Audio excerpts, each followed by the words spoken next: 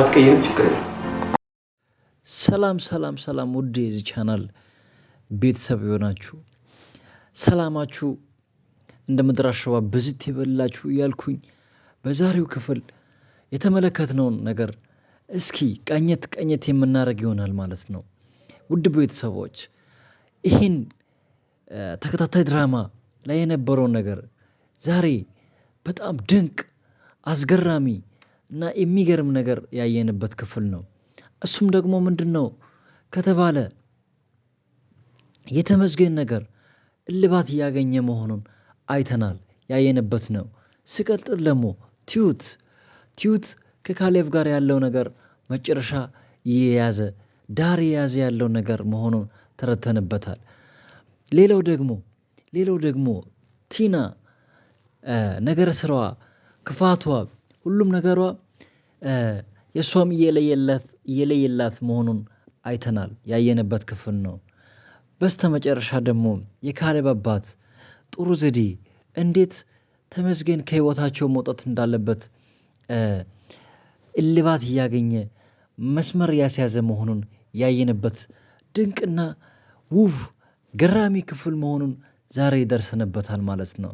ውድ ቤተሰቦቼ እስቲ እናንተ ያላችሁትን ሀሳባችሁን እስኪ ያስቀመጣችሁ ኮመንት ሴክሽን ላይ ሀሳባችሁን እየገለጻችሁ እስኪ አብሮነታችሁን አሳዩኝ ያልኩኝ ይህን ድራማ የተመቻችሁ ላይክ ያደረጋችሁ ኮመንት ያደረጋችሁ እንድትከታተሉ በአክብሮት እየጋበዝኩኝ ዛሬ በጣም ደስ ያለኝ ነገር ምንድን ነው የትሁት ልጅ የሆነችው ሕፃኗ እህቷ ጋር አስቀምጣ ያመጣችውን ቲና ነገሩን ታውቃለች ማለት ነው፣ ሰምታለች ማለት ነው። ሁሉም ነገር ለተመስገን ትነግራለች ብለን በዚህ ክፍል በጉጉት እየጠበቅን ሳለ ሄዳ ነገረችው ለተመስገን። ተመስገን ደግሞ አልተቀበላትም፣ አላመናትም።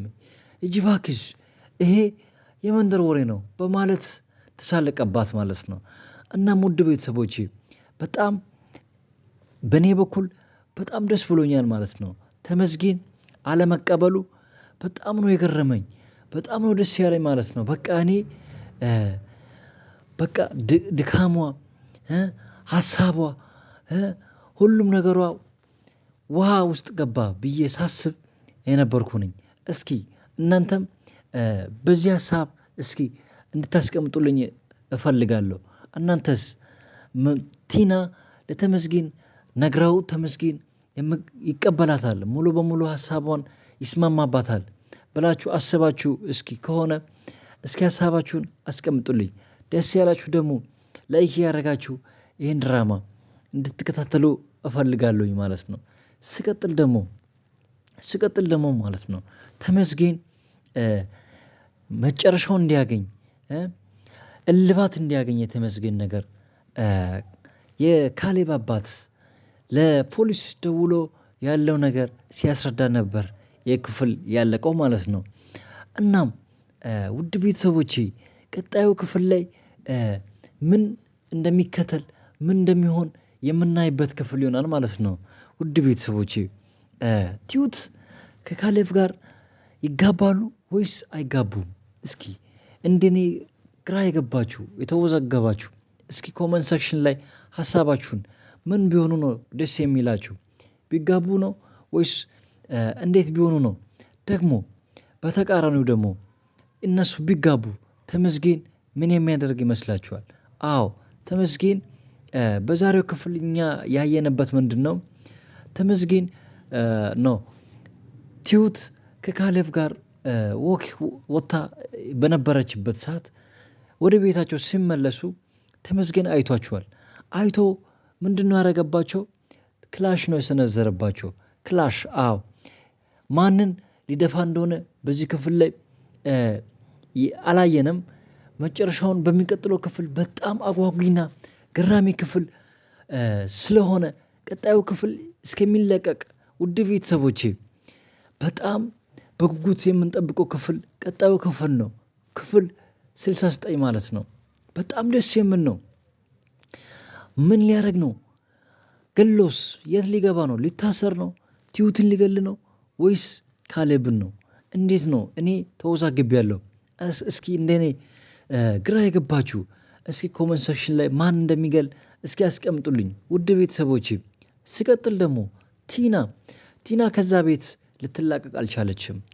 ቲና በቃ የምታመጣው ሀሳብ በየጊዜው የምታመጣው ሀሳብ እጅግ በጣም አወዛጋቢ በመሆኑ እኔ የዛች ልጅ ጉድ መጨረሻዋን ለማየት እፈልጋለሁ።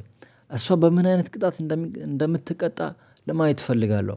ደግሞ ያመጣችው ሀሳብ ምንድን ነው? ሌላ ሶስተኛ ወገን ከኛ ጋር የሚሰራ ለእኛ እነሱ ጠላታችን ስለሆኑ ሌላ ወንድ ትሁትን የሚቀርብ በፍቅር መልክ የሚቀርብ ሌላ ወንድ ለማምጣት ብሎ እያሰቡ ናቸው። እናም ይህ ሀሳባቸው እንዴት ነው የሚሳካላቸው ይመስላችኋል ወይ? ውድ ቤተሰቦቼ እስኪ በዚህ ላይ ያላችሁን ሀሳብ አስተያየታችሁን እንድታስቀምጡልኝ በአክብሮት እጠይቃችኋለሁኝ። እየጠየቅኳችሁኝ እስካሁን ድረስ ይህን ቻናል ሳብስክራይብ ያላደረጋችሁ ሳብስክራይብ ያደረጋችሁ በዚህ ቻናል በጣም አዝናኝ አስገራሚ በጣም ደስ የሚል ነገር ስለምናመጣ ይህን ቻናል ሳብስክራይብ በማድረግ ይህን ድራማ እንድትከታተሉ በአክብሮት እየጠየቅኳችሁኝ ውድ ቤተሰቦቼ፣ እናም በሚቀጥለው ክፍል ምን አዲስ ነገር ይዞ እንደሚመጣ እስኪ የምናየው ይሆናል። ምንድን ነው የሚሆኑት? አሁን ተመስገን ካሌብን ሊገድል ነው ወይስ ተመስገን ምን ሊያደርግ ነው ያለው? በጣም ግራ የሚያጋባ ነው። ወይስ የካሌብ አባት ቀድሞ በፖሊስ እጅ እነሱን ሊያስረክብ ነው ወይ? እንዴት ነው?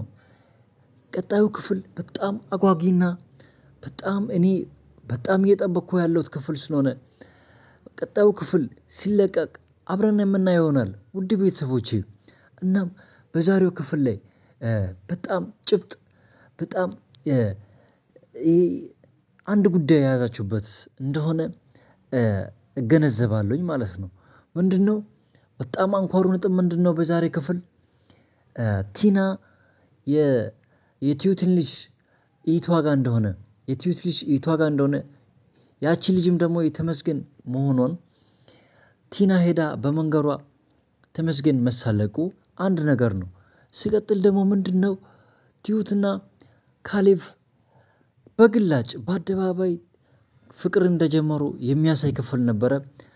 ሲቀጥል ደግሞ የካሌብ አባት የቲናና የተመስገን ጉዳይ እልባት እንዲያገኝ ብሎ ለፖሊስ ያሳወቀ መሆኑ ሶስተኛ እልባት የያዘ ጉዳይ መሆኑ በዚህ ክፍል ላይ በጣም አጓጊና አስገራሚ ነገሮችን ያየንበት ነውና የሚቀጥለውን ክፍል እስከሚለቀቅ በጣም ጓጉቻለሁ ውድ ቤተሰቦቼ። እስካሁን ድረስ ሳብስክራይብ ያላደረጋችሁ የዚህ ቻናል አብሮነታችሁን ፍቅራችሁን እስኪ የገለጻችሁልኝ ሳብስክራይብ ያደረጋችሁ ውድና አዝናኝ አስገራሚ አስቂኝ የሆኑ ድራማዎችን በዚህ ቻናል ስለሚለቀቁ ማድረግ ሳብስክራይብ በማድረግ እንድትጀምሩ በአክብሮት እየጋበዝኩኝ ለቀጣዩ ክፍል እስከምንገናኝ ቸር ያቆየን ባይ